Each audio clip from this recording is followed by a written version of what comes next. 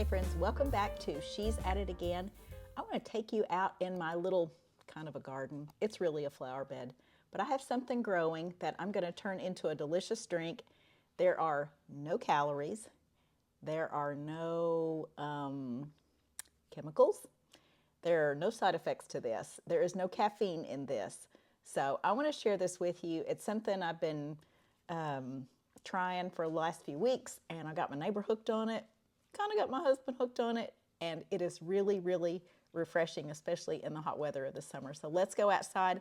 I want to show you how I cut it, harvest it, and turn it into something that is brewable. So let's go outside.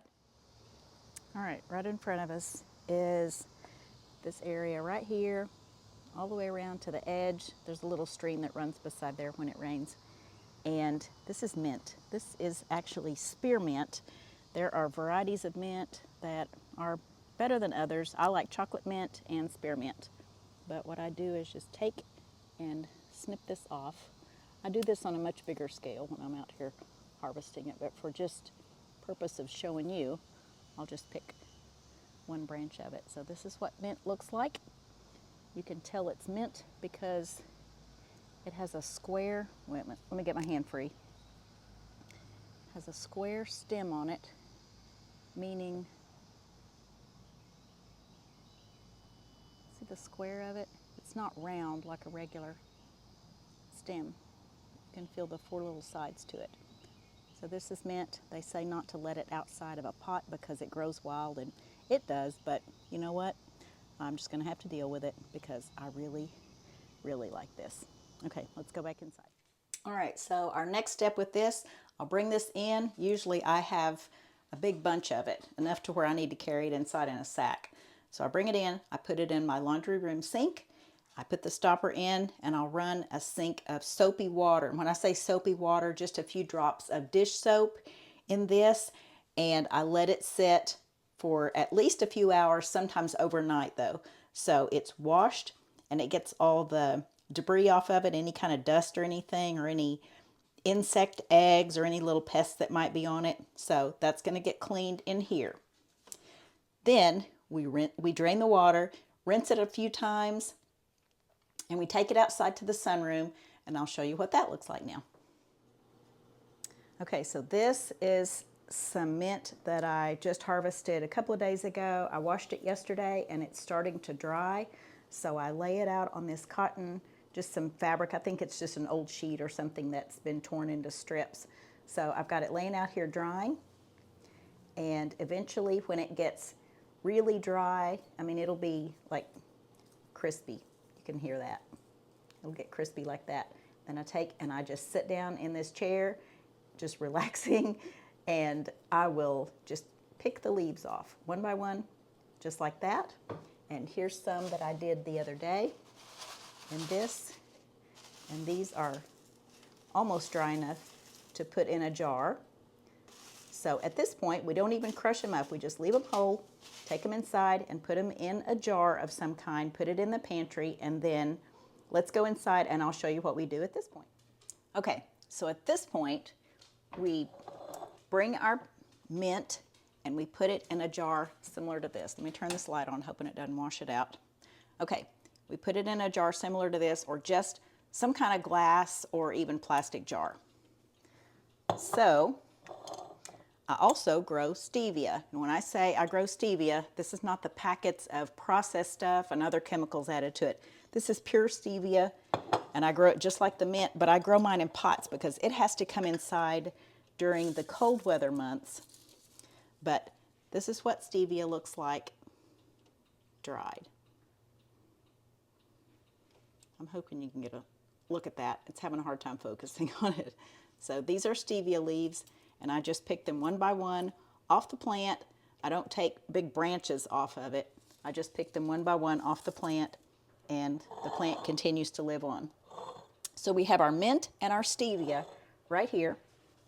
And this is a French press. If you don't have one of these, don't panic. I just happen to have one because we used to serve a lot of coffee in our house. No more. But it comes in really, really handy for this. This comes in two parts. You have a heat-proof glass container, And then you have this part that is the press part, and it has mesh down here. This is stainless mesh, and something to make it a little more rigid to push down the plunger.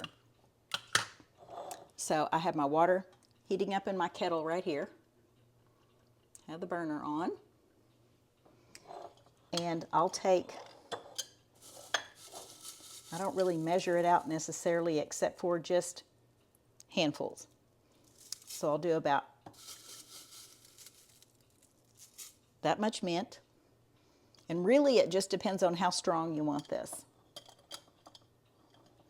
And there's no wrong way to do it. You're still going to have the mint flavor, and it is very pronounced.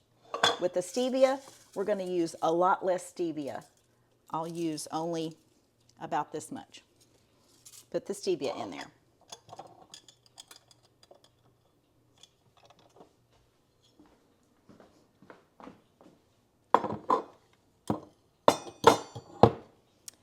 Now, while that water is heating up, I want to show you how much mint I've collected in jars already. Okay, y'all don't think I'm crazy. I have, these are gallon jars, and I have 3 of these in my pantry that are full. Now, one of them is about down to here, only because that's just for this season. This is actually, yeah, this is from this year, but I mean, I could go out and collect this stuff every day. I promise you that mint grows about 4 inches in length on the runners every day, and it goes nuts when the weather gets warm like it is right now. So you will never have a shortage of mint. Now in the winter months, it's not going to grow so much, but you just leave it outside. It overwinters fine. It comes back in the spring just like it's waking up like a newborn baby.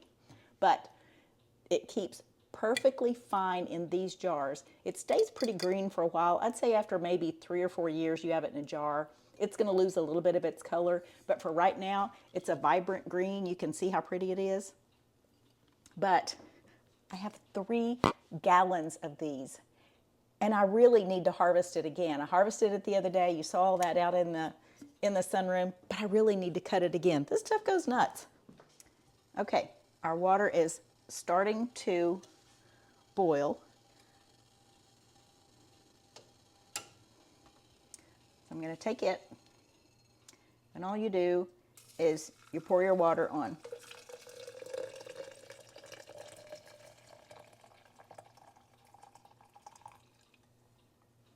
Pour it on the leaves like that. And then you take your plunger part, put it down in there, just enough to close it.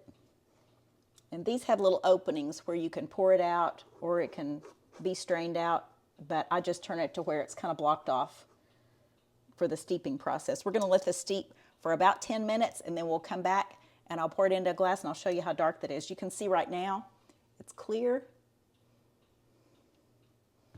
but it'll get a little bit of a color to it with this in there. Now keep in mind, no caffeine, no sweeteners as far as artificial sweetener. This is stevia, and apparently there are no calories in stevia. I'm not a scientist, I'm just taking their word for it, but it is incredibly sweet. I've heard it say it's 200 times sweeter than table sugar, so just plain white sugar that's an inflammatory.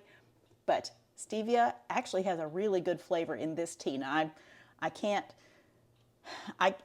say what it tastes like in anything else because I don't use it in anything else, but in this it is absolutely delightful. It is incredibly sweet, so you have to be careful that you don't put too many stevia leaves in it. But if you have access to stevia, get a plant, keep it in a potted plant, bring it inside in the wintertime, and you're going to have it for a long time. I've had mine going for probably 8 years now, and I've propagated other ones from that. I've gotten seed from it, started some from seed, and I give them away, so it's kind of a fun plant to keep going. But for this purpose right here, it's ideal. We'll be back in just a few minutes, and we'll see what this looks like. This has been steeping for about 6 to 10 minutes, somewhere around in there. I hadn't really kept an eye on the clock, but this is probably steeped enough. So you're going to take your plunger, and let's make sure you can see the whole thing. Take the plunger and just gently push it down, and that's just going to push all the leaves to the bottom. And then this is what you have left. We're going to put this in a jar. Whoops, I need to open that up, don't I?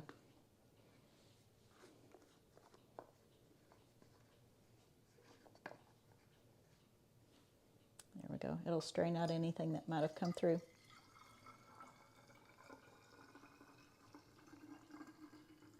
And although this doesn't look strong like a caffeinated regular tea leaf, I'm telling you, this has so much flavor to it.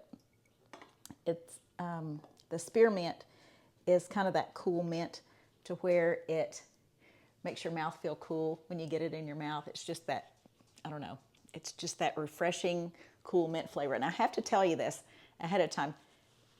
I'm not a fan of mint. If somebody were to offer me anything mint flavored, I'd be like, I'm good. Especially the green fake colored kind. It's so bad. Oh, it's bad. Yeah, I'm not a fan of it at all. Now, I'll make mint chocolate chip ice cream with homemade everything, and I will use my mint leaves to steep in the milk when I'm making the base for the ice cream. Now, that's a good flavor. That's a very, very delightful flavor. But as far as just mint things, I'm just not a huge fan of it. But this tea is so refreshing. It's just, I don't know, it's just what we needed in this heat of the summer. So anyway, if you have access to mint at all, I'm sure if somebody has mint in their yard, they're probably begging you, please come get it out, because it will take over your property faster than what you probably realize. But if you have this in a container, it's still going to grow just as beautifully.